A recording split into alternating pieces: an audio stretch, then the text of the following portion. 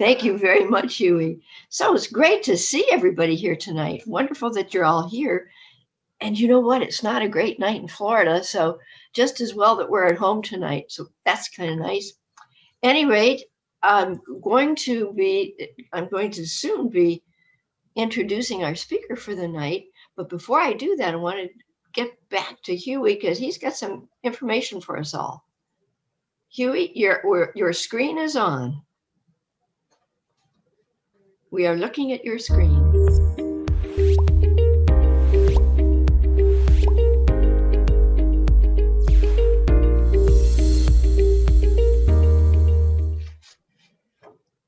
And welcome. I'm Huey Poplock. I'm your host tonight. This is the Sarasota Technology User Group for Wednesday, March 3rd, 2021. There are classes and forums that STUG has, and they are limited to current STUG members only. So I'm going to talk about some of those and maybe entice some of you who aren't members to join STUG. Windows 10 Tips, Tricks, and Tech Talk is hosted by Dave Gerber every other Friday. This month, it'll be March 12th and March 26th from noon until 1:30. You must register in advance. The iPhone and iPad workshop series is Saturdays in March from 10 a.m. to 12 noon, hosted by Bill Crow. On the 6th, what are the most popular iOS applications? The 13th, the latest iOS hidden and new features. March 20th, tips and tricks. And the 27th, what are your questions? A Q&A session. The STUG Help Desk is the third Wednesday of every month. Do you have a technology question to ask our tech-savvy people? Maybe you would rather sit and learn by listening to others. The next meeting is March 17th from 1 to 2 p.m. It's hosted by Jim Cherney. PowerPoint, Word, Excel, Marcia Berkey. She hosts a series of monthly forums in March. The dates and times are below. Wednesday, March 10th, Advanced PowerPoint from 10:30 to 11:30. And then on Monday, the 15th, Word from 2 to 3 and Excel from 3:30 to 4:30. Mac classes are being held by Greg Purdom, and basic Mac classes on Tuesdays in March. All classes are from 10 a.m. to 11:30 on Zoom. Mac contacts class, a Mac mail class, a Mac calendar class, Mac maps class, and Mac tips, and on those dates during March. The Paint application for Windows, there's going to be a class. The Paint app is free and included on all versions of Windows. This is a fun app, which can also be useful in many ways. I'm not going to read this whole thing to you, but Paint is an application. If you're not using it, you should. And to know how to use it, come to this class on March 25th from 1 to 2:15. It's hosted by Jim Cerny. To register for any of these classes, you either send an email to the instructor or you click a link provided by them. And the best way to do that is to look at the news that's sent out by Dick Bayless. It comes from STUG and it lists all of these items and then how to register for them. I do also want to remind you about Tech for Seniors. It's hosted by me, Huey Poplock, and Ron Brown, our speaker tonight. It's every Monday from 11:30 to 1:15 Eastern time. We're on Zoom and we also stream on YouTube because we've used up our 100 people at every meeting in the last 3 or 4 weeks. And so the overflow can watch it on YouTube. You don't sign in, you're not on the screen, but you can watch it live or you can watch the recording of it at a later date. It features Bob G, who was on with us today, and Ray Baxter and Dewey Close. I also host the Windows Special Interest Group for the Central Florida Computer Society. It is open to all of you on the second Sunday of every month from 1:30 to 2:45. Next one will be March 14th. If you go to huey.net, you can sign up for my newsletter and there'll be a link in there to sign up for the meeting. Please add your name to the chat box. If you're on a PC or a Mac, you look at the bottom, there's a chat.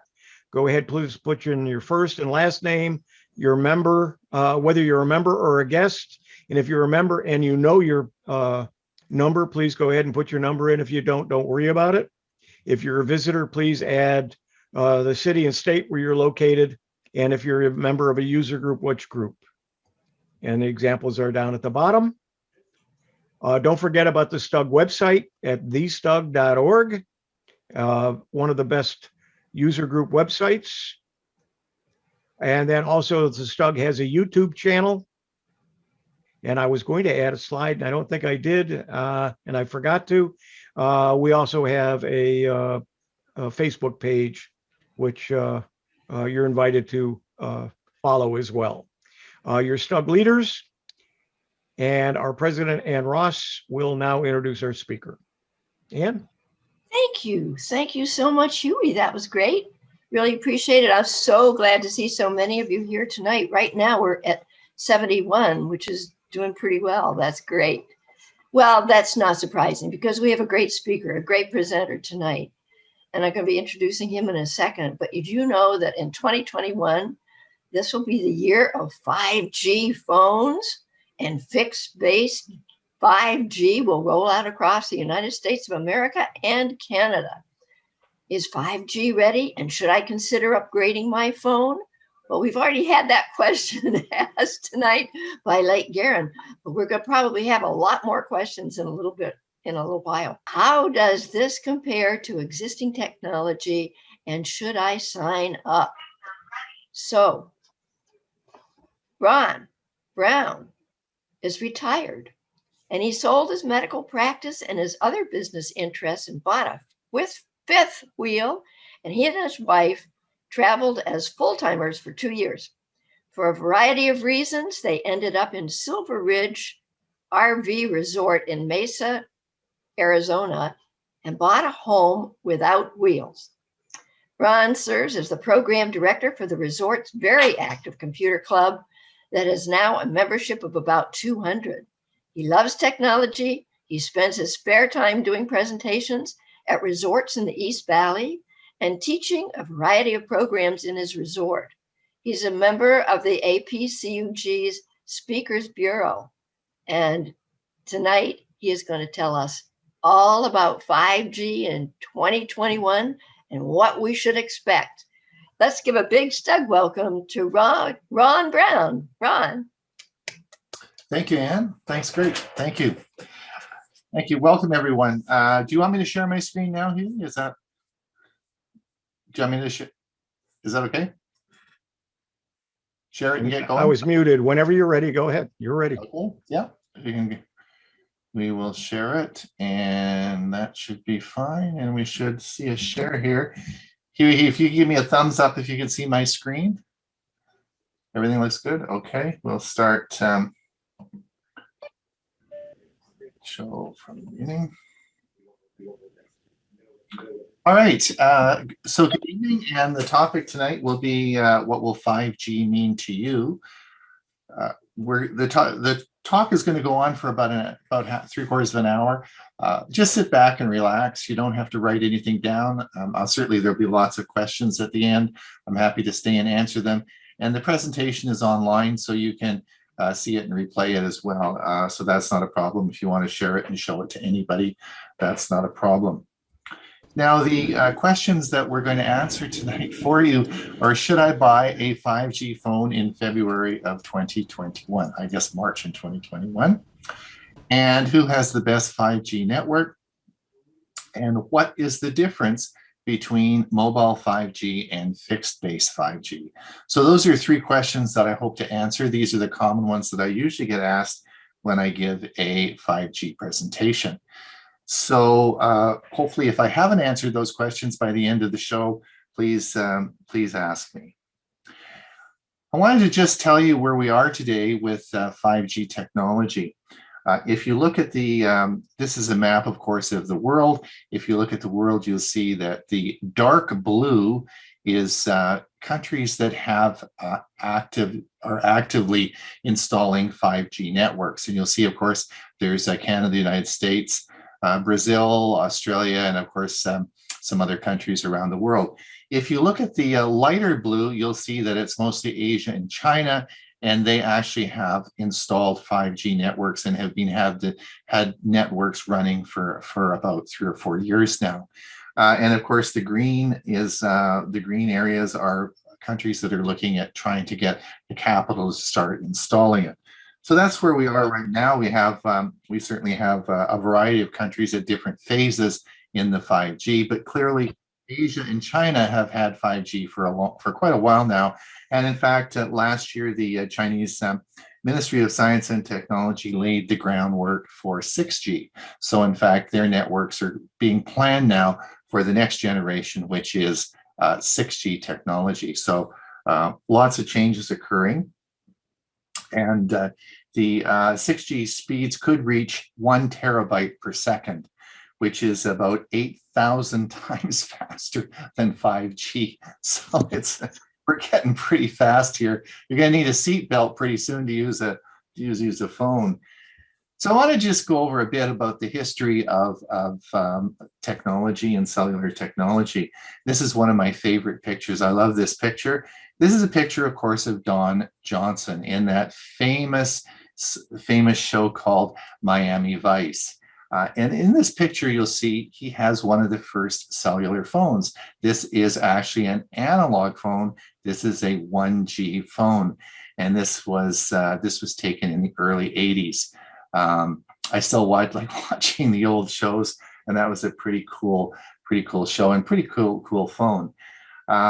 Now, about that time is in the early 80s, we saw the breakup of Ma Bell. This occurred through the federal regulators, and they broke up the Ma Bell into different subgroups. And there was a little company in the Seattle area, and they were called Verizon.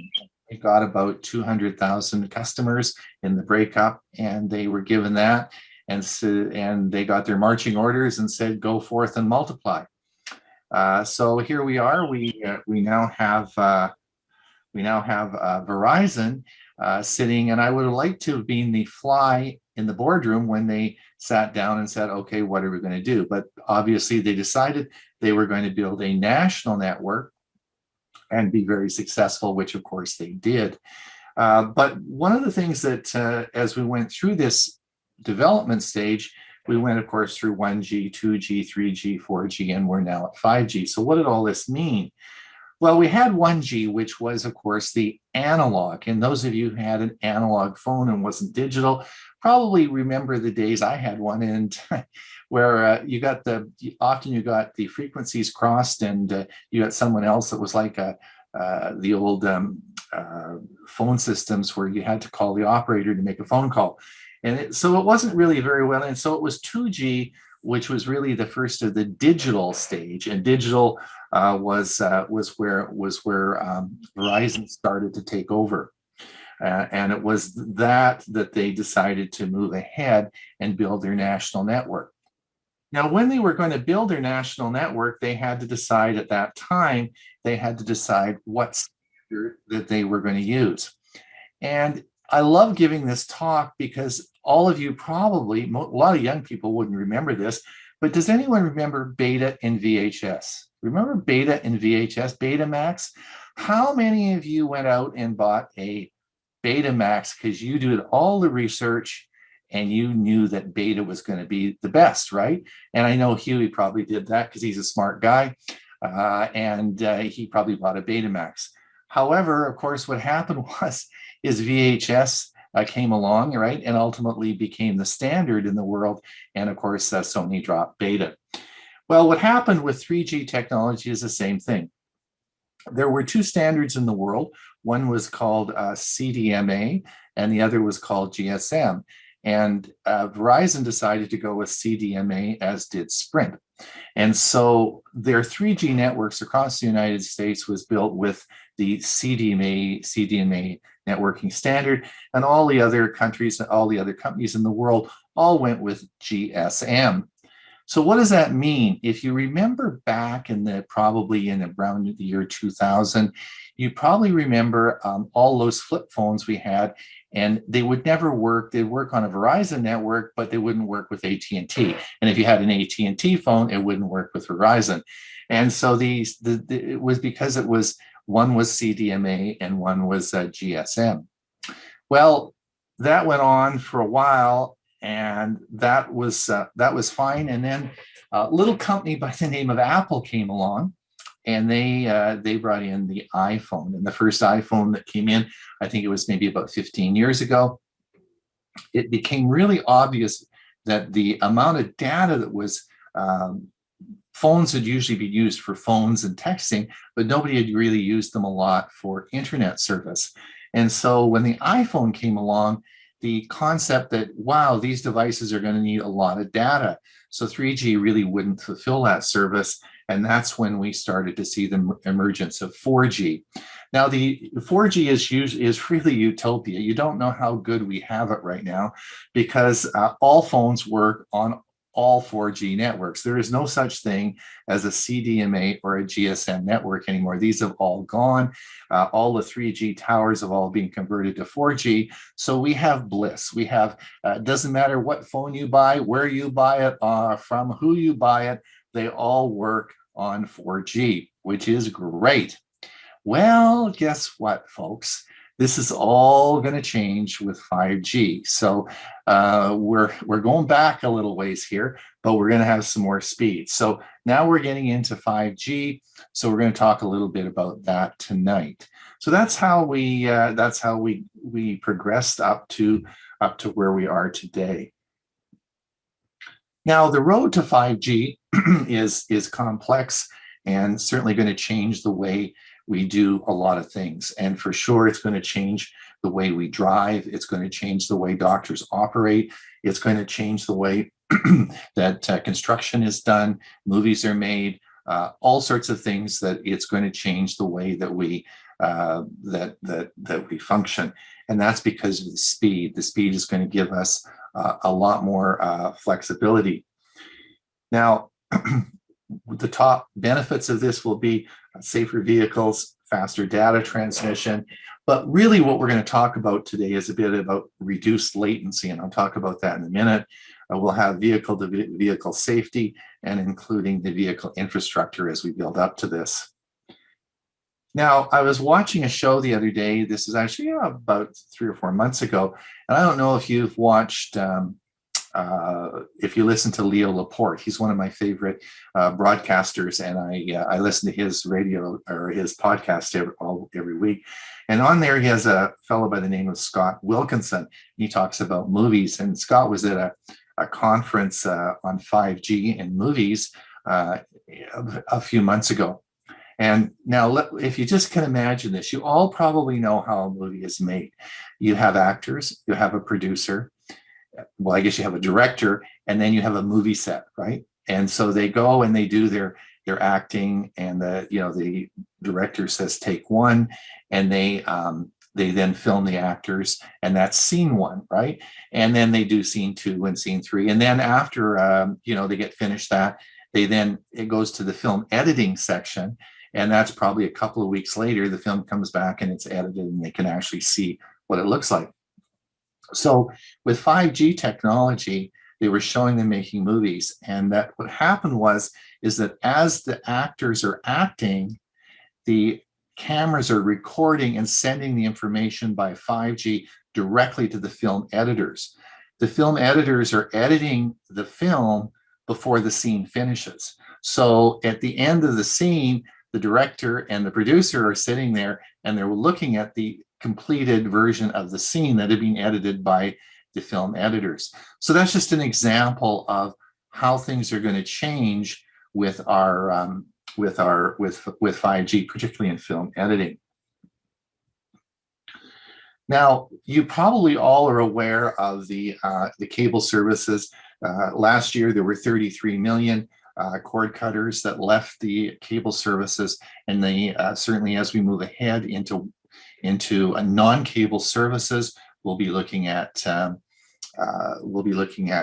5G technology to provide communication for us. We're going to talk a little bit about Starlink in a few minutes, but the existing satellite networks that are up there now with Dish and DirecTV, these two services are really having big problems right now, and they're looking at mergers and selling and all sorts of things. I won't go into the details about that, but they're hoping that they will have that these companies will continue on in some sort of land-based services. Now, how much faster is 5G? Well, that's very interesting. So I wanted to take a movie. If you take a movie that would take, let's take Guardians of the Galaxy.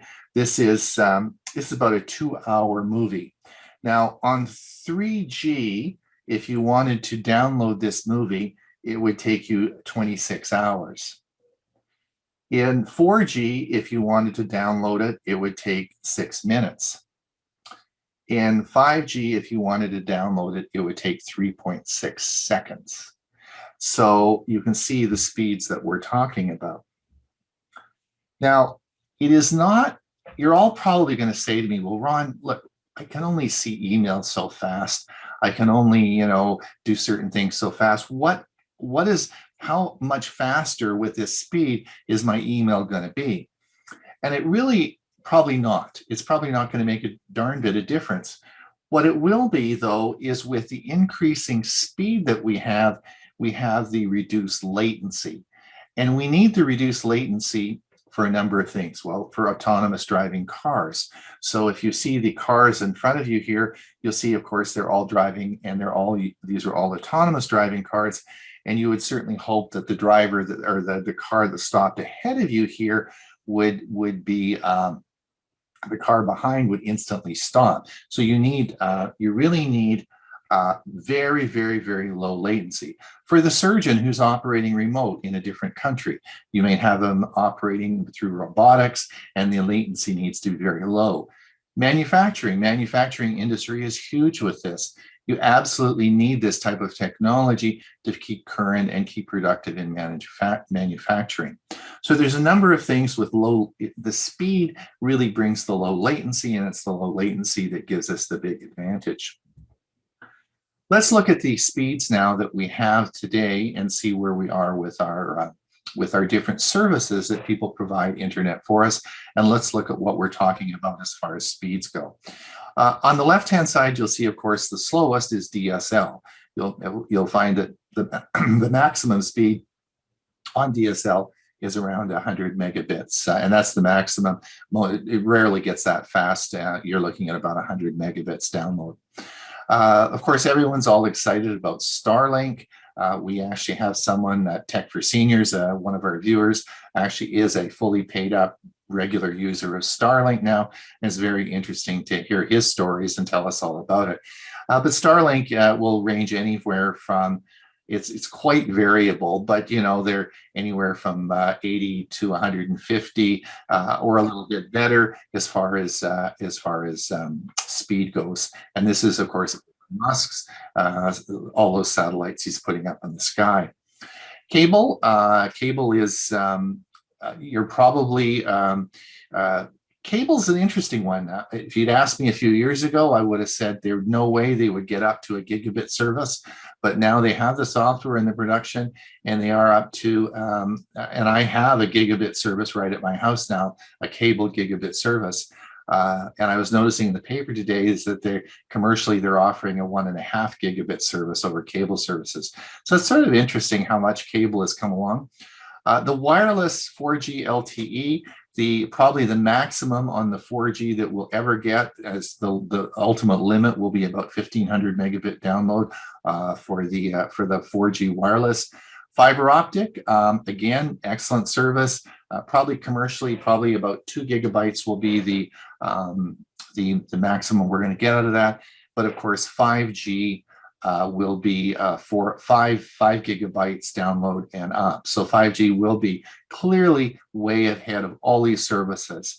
And so when we talk later on in the show about fixed base 5G and why you should be talking about getting that, and those are the reasons why it's extremely fast.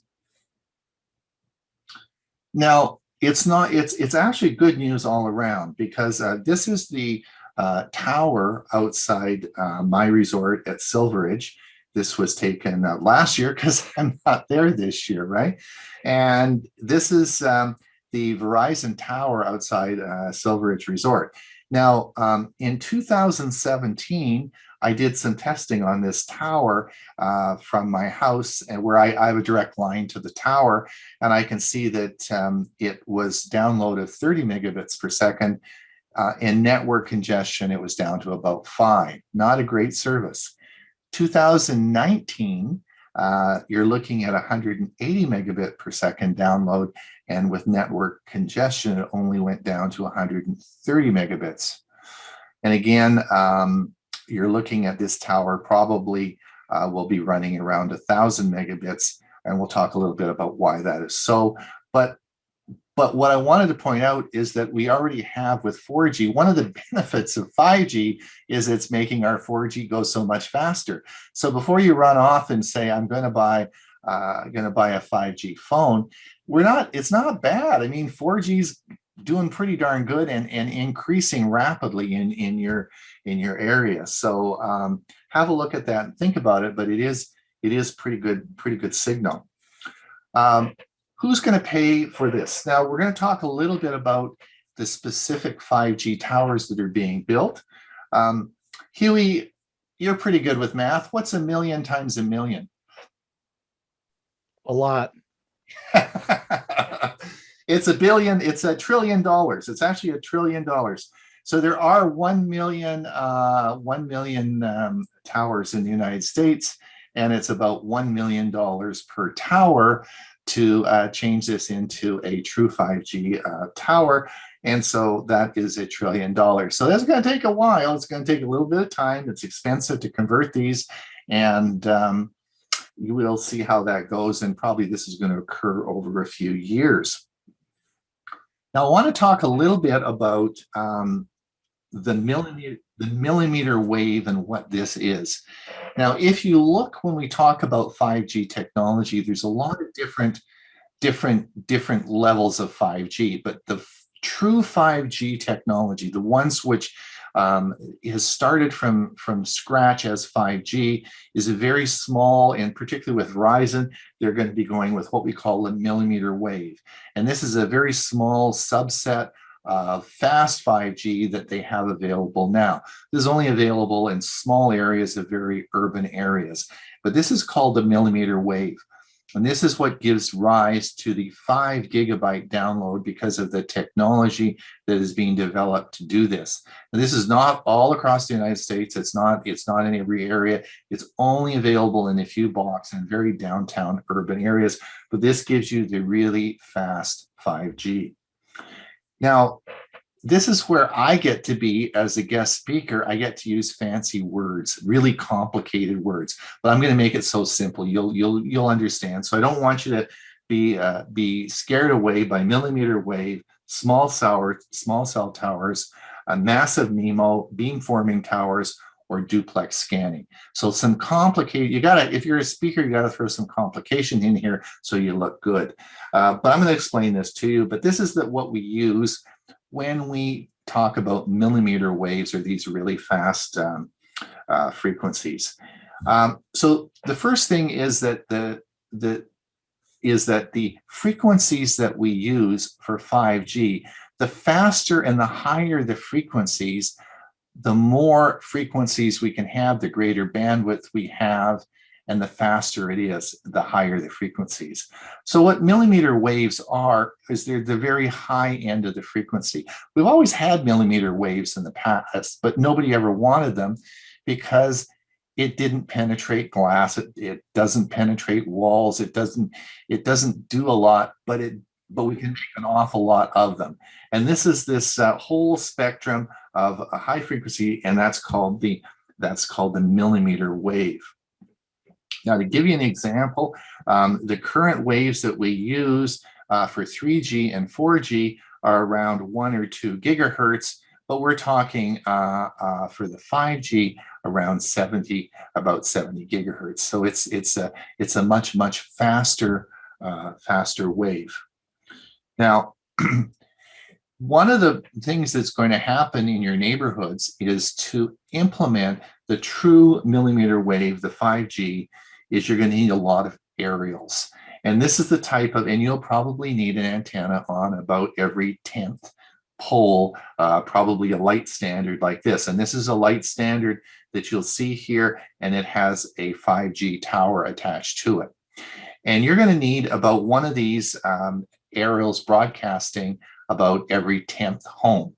And that's because if you are standing on one side of a house, because 5G, that millimeter wave won't go through any wood or brick or anything like that, you need a tower coming in you need signals coming in on the other side, because, and you'll need actually all 4 sides, because you can't, the millimeter wave won't go through your house. So you're going to need lots of towers. And this is a pictorial diagram of all these small cell towers. And this will deliver these very high millimeter waves into your area. And that's what we're looking at for residential areas.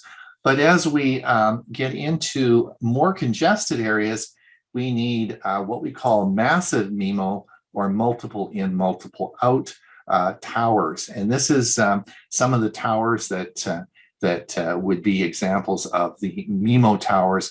And these are just towers that offer more of this small high frequency waves, and these are called MIMOs.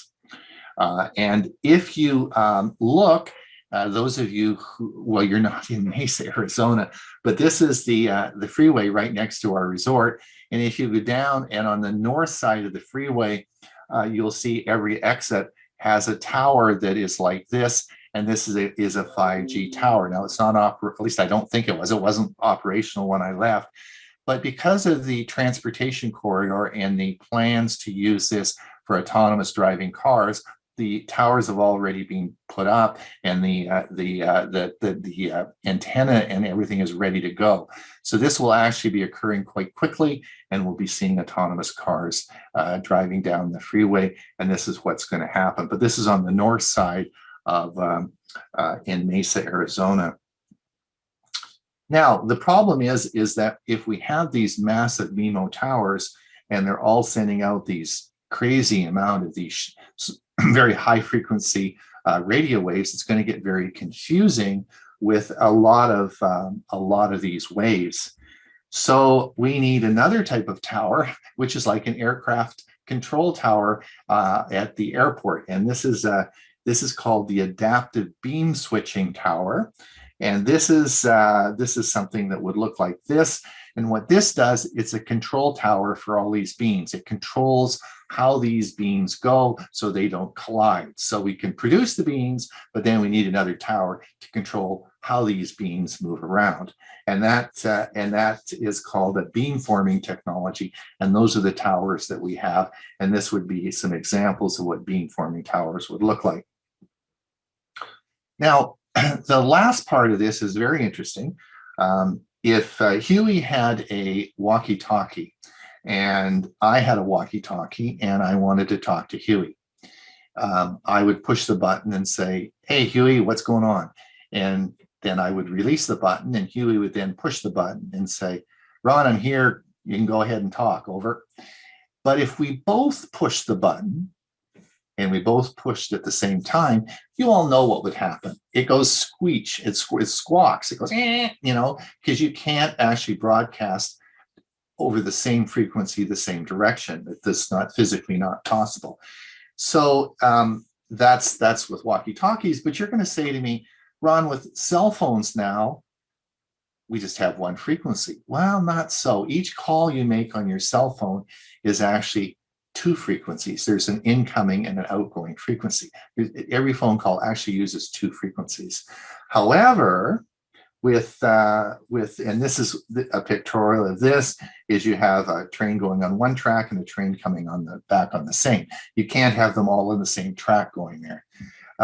However, with 5G and this new technology, millimeter waves, the engineers were able to actually produce full duplex traffic on one frequency.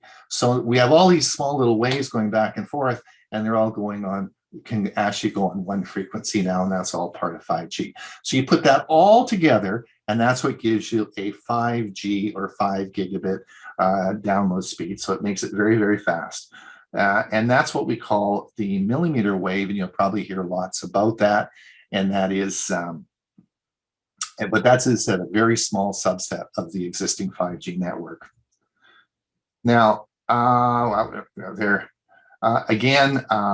if you look, this is a little diagram of building penetration. I've actually got a better slide of that. I'm going to show you that in a minute. Now, here's a take-home message that you do need to know. You don't need to know all that other stuff, but you do need to know this, is that in your new 5G phones, and we're talking about the new iPhone or the Samsung phones, they have what we call a dynamic spectrum sharing. It's part of the actual chip in the phone, okay? The SoCal chip, the chip that's actually in the phone that's running this, has this adaptive dynamic sharing. And this means that they can now share between 5G and 4G, right? In other words, it allows you to share between, so 5G phones will actually work on 4G and some of the other 5G networks. This did not occur in the early 5G phones. The reason I'm mentioning this to you is because when you buy a 5G phone, please check and say this does have dynamic spectrum sharing, because the ones that were there last year didn't have this technology. And those people that spent all that money on those 5G phones last year are just going to be really unhappy, because this is so important that this is in the phones. And all the new phones coming forward now will have this technology, but it just hadn't been developed well enough to be put in the earlier 5G phones. So if you are buying a used phone, or you're looking for a used 5G phone, or someone wants to sell you one, be very careful with this. You need dynamic spectrum sharing. Now, there are 3 flavors of 5G. There's actually low band 5G, which is really this goes very far. T-Mobile is using their 600 megahertz spectrum for this, and it will actually, so it's a slower 5G, but it travels a very, very long distance, all right? And we'll talk a little bit about this in a minute, but that's called the low band. And then there's a mid band, and this is sort of the sweet spot between this. It doesn't travel quite as far, and it isn't quite, but it's a bit faster. And then, of course, there's the high band, which we just talked about, and that's the millimeter wave, okay? And that requires the brand new towers to be built to do the millimeter wave. And again, this is sort of how you have to think about it. The millimeter wave is this small subset that's right here, and it's the real fast one. Then there's the mid band, which is all, and this all adds up to the national 5G program, because all the companies now are saying, look, we have national 5G, right? No matter where you go now, whether you're Verizon, AT&T, they all say, look, we've got 5G. Well, they really don't have the fast 5G all across, but what they do have is they have some sort of hybrid of this, whether it's the low band, mid band, or this subset of the millimeter wave. Then this makes up what we call 5G networks. Now, this is not a complicated slide, and it's really cool, and this actually works well. So if you look at, this is the low band at the bottom. And if you look at low bands, you'll see there's lots of coverage, right? As the mid bands go up, we have less coverage. And as we call all the way up to the high bands, which are the millimeter waves, where we have tremendous bandwidth. If you look at the bandwidth, because the bandwidth goes up as we get into the higher band. So we can transmit huge amounts of data, really tremendous amounts of data in the millimeter wave, the high bands. We've got lots of data we can transfer, but it doesn't go very far. It just doesn't go very far. If we want it to go in the low bands and we want it to go long distances, then the problem is that we have we have a low band and we can't transfer much data. And again, this is the latency. So as I said earlier, if we want the really low latency that we need for the things I talked about, then what we need is we need to do the high band, and we need that millimeter wave. Now, this is a point that you need to know. All right, I'll tell you the things you need to know as we go through here, but I want you to pay attention to this. This is important. Don't need to know the numbers, but you need to know what we're talking about here. If we look, this is so important. If we look now, you don't need to memorize all these numbers. Don't worry about that. But I want you to look at, these are all the bands that we use in a phone, okay? And these N means new. So this is a new band that we've just started, and the frequency is 28 gigahertz. And this is the frequency of this, and it's called N261, okay? So why do you need to know that? Let me just show you the next slide. If you take the N61 band and you look at all the different countries in the world and what they call N261, and if you take the United States, they have decided that the N261 band, these are the frequencies between 27.5 and 28.35. But if you go over to Europe, they have decided that that band is between 24.25 and 27.5, right? And so all the countries here I've listed, same as China has decided. So this means that when you go to purchase a phone, and I gave a lot of courses on phones and purchasing phones. One of the things you want to do is when you buy a phone, and I would not recommend buying a 5G phone on Amazon, buy it from your carrier. We'll talk about that in a bit. But you want to buy a phone that says made for US use. It's so important. Don't buy an international phone. A lot of people, we used to do that all the time with 4G. You could get some great deals on international phones, but you don't want to do that with 5G, because the different countries around the world are defining different frequencies for that same band name, which means your phone won't work as well in the United States. So you really want to buy a phone that says, because of course, as you know, phones are sold globally, right? And so iPhones would be made for all the countries in the world. And a lot of times on Amazon, you'll see phones that are said international phone, and you don't want to get that. You really want to be careful now. This is getting really complicated, and you don't want to buy an international phone. You want to buy a phone that's made for the United States. Again, just that's the same thing. Now, the other thing that I get asked an awful lot is this going to cause cancer? Should you be worried about the health risks of 5G? And this is a big topic that people discuss an awful lot about, particularly now since there's so many aerials being put up. And you're seeing a lot of aerials, and that's pretty scary for some people. So the question really is 5G safe? Because of course, we're talking about cell phone radiation. Now, if you looked up at this tower on top of the building here, you're going to see it's pretty massive. And if you were working underneath in this building, you might be very, very concerned about this, all these radio waves from that tower. So let's look at what this is all about. If you look at the electromagnetic spectrum here, we have all the different radio waves that we have. Now, we classify the radio waves or radiation into two forms. One is called ionizing radiation. And ionizing means that it can change the molecules in your DNA. In other words, it actually does DNA damage. And then we have non-ionizing radiation that doesn't. Now let's take an example. We all know that if you go out to a nuclear blast and you stand under a nuclear bomb and you get radiation, you're going to get gamma rays. And this is very bad. You're going to die of radiation poisoning because the gamma rays will knock out all the DNA in your body, and that's a bad thing, right? So this is not good. So we know that. Then we come down to X-rays. X-rays are, of course, you often go and have an X-ray, which is not a big deal. But, if we give you a lot of X-rays, we sometimes do this as radiotherapy for cancer. So that X-rays can be good because you can have an X-ray and get things diagnosed with X-rays, but also X-rays can be, if we give you a lot of them, then that can kill cells, and that's part of the ionizing radiation.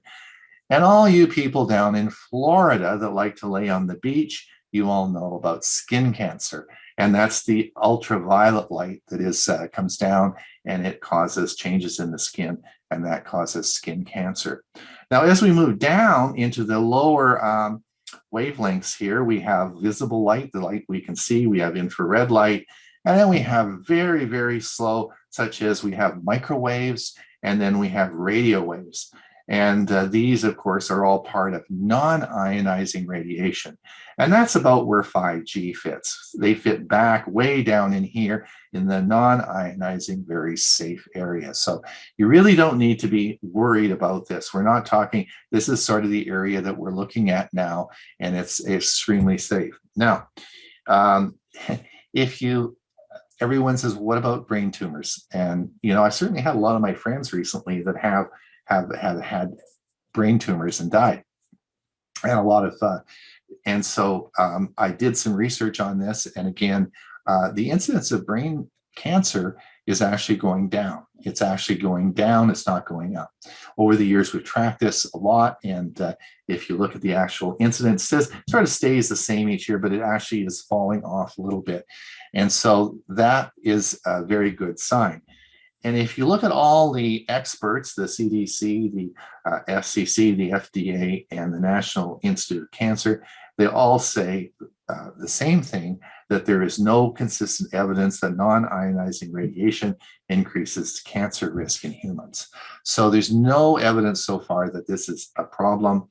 And I think you have to think of it as being safe now.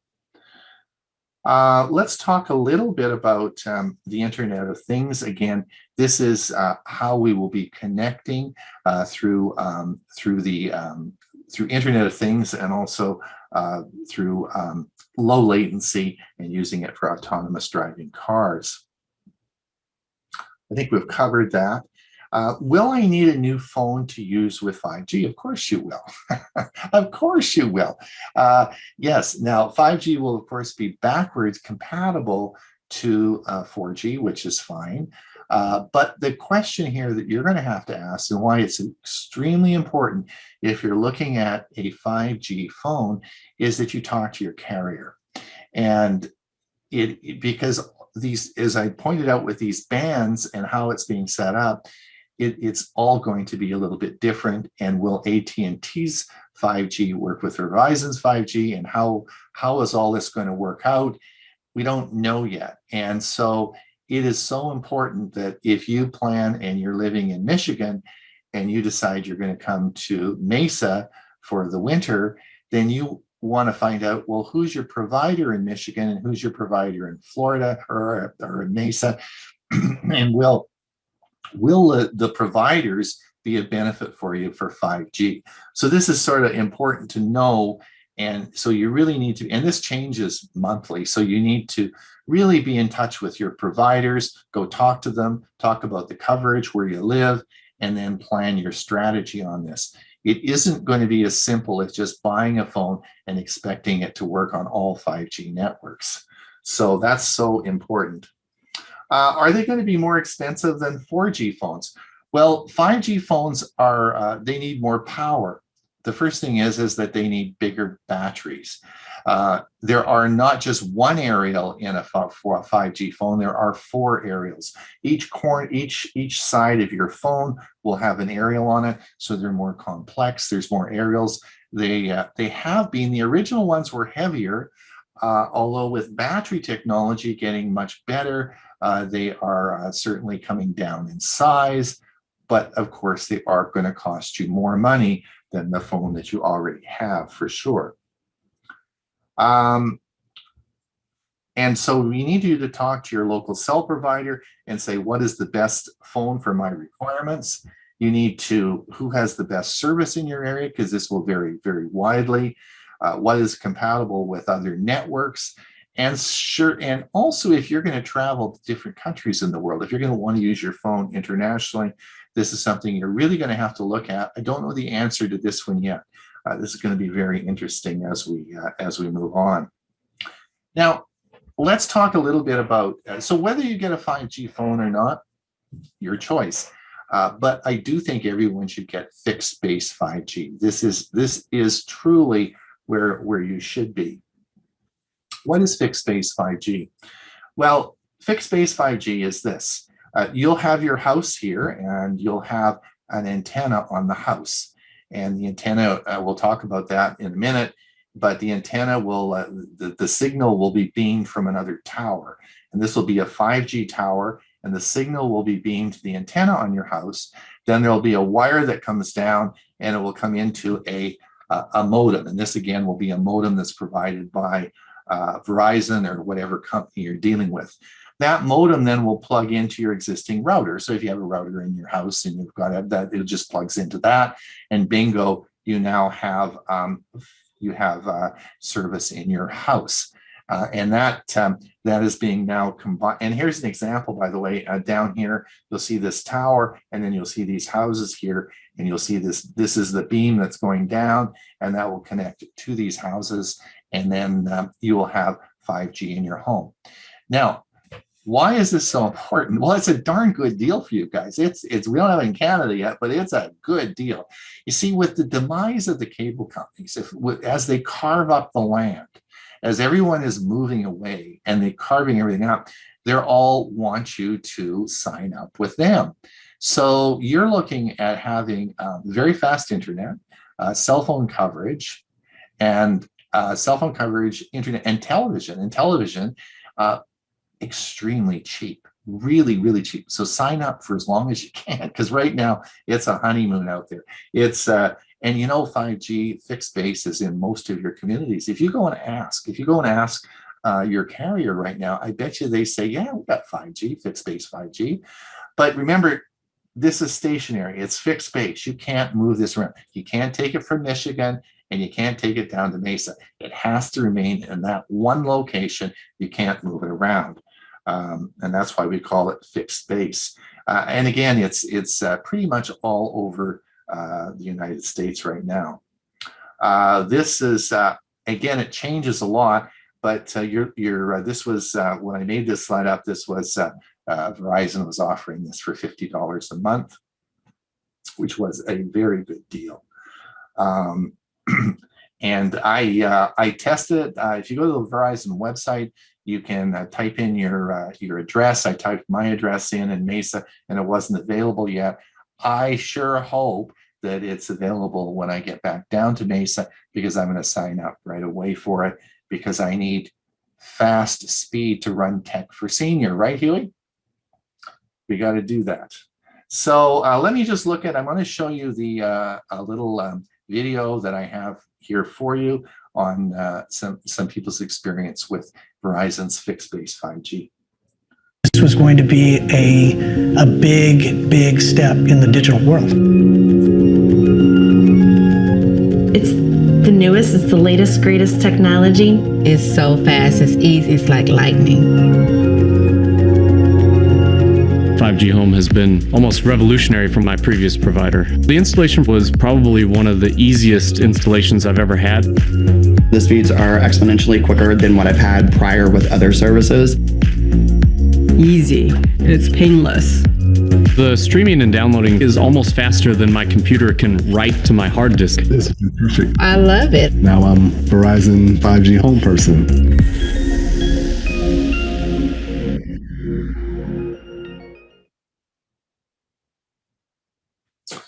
So that's the, I think that's about it. That's the end. So, and it is about an hour. That's exactly what I planned. I'm going to stop my sharing now, and I'll open it up for any questions. Huey, do you want to manage the questions, or Bob, or how do you want to do that? Yeah, if you have a PC or a Mac, down at the bottom, it should say reactions, and under reactions, there should be a raise hand. You can do that, and we'll kind of watch who's got their hand up. And Marcia Khan is the first one. Just wanted to know what happens with an unlocked phone where you can go from AT&T to T-Mobile to Verizon. You haven't, I haven't seen that, and I would expect that 5G phones will ultimately be unlocked. I haven't seen that right now. Again, it is the nice thing about unlocked 4G phones is usually on any network, it doesn't matter. But that's not quite true with 5G now. And so it is, you're going to have to, as I said in my presentation, it's so important that you talk to your provider, whichever one you want to use, before purchasing a 5G phone, because it will truly depend on the network status in your area and how that will play out. And for example, if you wanted to use 5G in your area and it was available, but you spent 6 months in Mesa, Arizona, and it wasn't available there, is that really an advantage for you to buy a 5G phone? That's something you have to think about. Bob G.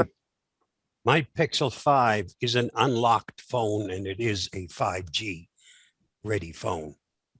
Right. And it will, yes. So, I mean, they are available. They are available. Again, it'll depend on what networks it will attach to. And that's something that you'll need to talk to your provider about. Any other questions? Raise your hand or just kind of show your hand. Marcia again? Yeah. Yeah. Who has the best 5G right now? Who has the best 5G? That really depends on the area that you're in, and I think there are some areas that are better than others. It depends on the service. AT&T, Verizon, and of course T-Mobile all have very good 5G, but it depends on the area that you're in. Verizon probably has, on a national basis, the best coverage right now. But again, if you're talking about the millimeter wave, that is only in very, very small areas in Phoenix, it's like 3 downtown blocks, and that's the only area that you have of millimeter coverage, right? Whereas T-Mobile, with their 600 megahertz spectrum, their mid-band range, has really excellent coverage broadly across the United States. So they're doing very well. Again, so it really depends on the area that you're in, and that's the best advice I can give you. And also, don't forget, as I'm talking tonight, they're probably putting up another 100, towers right now. This is a dynamic situation that is changing so fast as they start converting all these towers. So it really depends on where you live, and that's the point that I'm making. Don't go and spend money if you don't have a 5G network that you can attach to. Aaron Rupp is next. My question is sort of twofold. Are we talking cell phones or internet? And you said there was a tower on each house. Does that mean if we're going to have 5G, if we're going to get internet, we have to have a antenna on our house? So there were 2 things we talked about tonight. One is fixed base 5G. And this is where you would get the internet, you would get home phone and television all provided as a single package by, let's say, Verizon. Okay. Verizon would come to you and say, we'll sell you a package. You can get all your television, you can get your internet, you can get really fast speed internet, and we'll throw in a package because you're a good customer and you have cell phone service with us, right? So they'll give you a package on that. However, to get that service, you'll need to have it. Yes, you will need an aerial on your house, and you'll need it to be hooked up to your existing router in your house, which you probably have. Now, the cell phone part of it, if you don't want the fixed base and you don't want the home internet sort of service. In other words, if you get your internet now, you might be getting it from a cable company or a DSL, or you might be fiber optic, or whatever you're getting your cable, whatever you're getting your internet in your house now, you of course wouldn't need that with the new service. Now the cell phone part of it is totally different. If you don't want that, you want to stay with cable, you want to keep doing what you're doing, then of course you could just use you don't need to have anything on your house or any aerials on your house. Okay, I live in a community where we're not allowed to have antennas or aerials on our mobile homes. They're manufactured housing, and we're not allowed to have that. And our service is provided via a cable, and it covers our entire community. I don't think we'd be really allowed. We can have dishes like DirecTV or something, but as far as having an antenna and getting this, I don't know that would be allowed. Sure. And Sharon, I'm at Silver Ridge Resort, which is in Mesa, Arizona, and ours is exactly the same as yours, right? We have the same rules, and I'm in the same situation as you are. So I understand completely what you're saying. But what those rules will all have to change very quickly, because this will be the standard by which, most of the people probably ultimately in the United States are going to get their services from. So it is something that those rules will have to be changed. A lot of those rules in parks were made because people stuck huge aerials on the top of their mobile homes and stuff like that, and it looked awful. The antennas for fixed base 5G are very small. You probably wouldn't see them on top of your home, and doesn't look bad at all. So I think that's going to change. I think those rules that were made are made a long time ago, and that's just going to have to change. Well, our service is included in our monthly maintenance, and I think that the cost would probably be prohibitive to go with the 5G for everyone. Right, you do it on an individual basis. The problem that you have is the problem that I have now, is that in our park, in our resort at Silver Ridge, it's not very good service, and it's really slow. It's like 20 megabits, right? Now I'm at my home here, where I am at my personal home in Canada. I have 1,000. I have a gigabit service, right? I run Tech for Seniors. I run all the different things I do, and when I have to go now back down to Arizona and I go to my resort and I'm trying to do this on 20 megabits, it's not very good. So that is a big problem. Now, right now I use a hotspot, and that's the hotspot that I use. I showed you that 4G tower, and that's what I could connect to now. And I don't even use the park service because it's too slow. And I'm not sure that people will accept this. I don't know how I could live with 20 megabit connection. It just wouldn't. I don't think Bob, you're smiling. You couldn't live with a 20. Huey, you couldn't live with a 20 gigabit. There's no way. So people aren't going to tolerate that. I think change is in the wind. Thank you. Isaac, you're next. Yes, I was wondering why we're so many years behind China for 5G. And what advantage is there going to be with 6G, which apparently they're working on, given the tremendous speed of 5G? Great question. That's a great question. Sort of part of that's above my pay grade, because I can't answer the why. Well, why we're behind. It has a lot to do with the technology in which the company that made all the technology to do this is Huawei, right? Huawei is the leader in 5G technology, and that's what all China uses in their technology. So the plan for lots of countries around the world not to use Huawei means you have to develop the infrastructure to do that. Now, and so that's probably part of it. but what are the advantages? The advantages really come down to manufacturing. It becomes how you run your country. It becomes how the trains operate, the buses operate, the manufacturing operates. And with the 6G, the faster you get and the lower latency, then the economy of scale goes up, and you don't need and you become more competitive in the world, right? And that's one of the big problems with 5G is that if you're a country that's poor and you don't have the money to move from 4G to 5G, as far as manufacturing and all the other skills that you're going to need, you're not going to be competitive. And so it does require this large capital investment to do that. And so that's the, so what will be the advantage? Well, I think, what did I say? It was 8,000. I think I can't remember my original slide. It was 8,000 times faster than 5G. I mean, you're talking about a terabyte per second. Now that's a lot of data to move in 1 second. So that's what we're talking about with 6G technology. Thank you. Okay, Sharon, your hand's still up, but I suspect you just didn't put it back down, unless you have another question.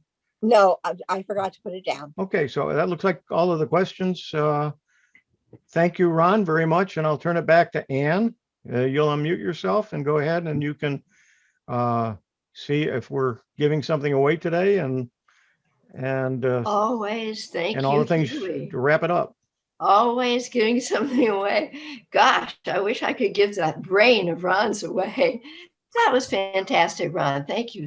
That was really great. Thanks a lot. Thanks so much. And not only that, I understood it, so that's good. I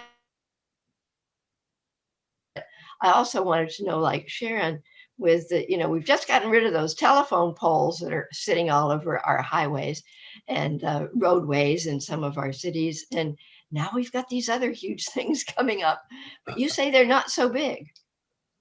Well, the ones along freeways will be quite the size. The ones on the north side of the freeway where I live they're pretty big towers. Yeah, I imagine they have towers. That's right, and there's no chance that those will ever go underground, is there? No, because you need to broadcast the signal. That's right. Yeah, so that's not going to happen. Wow. Well, we truly thank you for a fabulous present tonight. That was really terrific. And we will see you again on Sunday for those, is it Monday? Monday, I guess, for those of you that can get to Huey and Ron's show on Monday. And that starts at noon our time. Is that right, Huey? That's correct. Yep. Okay, great. Wonderful. Well, thanks again. And now, drum roll, we do have a winner. I do believe we have a winner for the $50. What is it, Sharon? Gift card. Amazon. Thank you. From Amazon, a gift card from Amazon for $50. And our winner tonight is, oh, drum roll, please, Isaac. Because you had the best question, you get the $50 prize. Oh, wow. Congratulations, Isaac Thank Calvario was the winner for tonight. We appreciate Thank you so much. all coming, and we will see you very shortly. We hope to see you all in a class. And for those of you who can get to Huey and Ron's class this Monday, please do. It was wonderful to see you all. Thank you for coming. We'll see you next month. Bye. Thanks, everybody. Good night. Thank you.